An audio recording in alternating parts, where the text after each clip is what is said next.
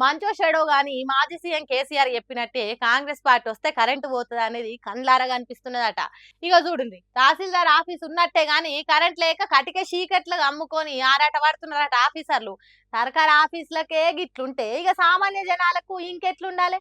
పేరుకే 24 గంటల కరెంటు గాని ఇచ్చింది లేదు సచ్చింది లేదు అంటున్నారట తహసీల్దార్ ఆఫీస్కి పోయిన జనాలు. చిమ్మని చీకట్ల టార్చ్ లైట్లు వేసుకొని ఫైల్ చూసుకుంటా పాటలు పడుతున్నారు.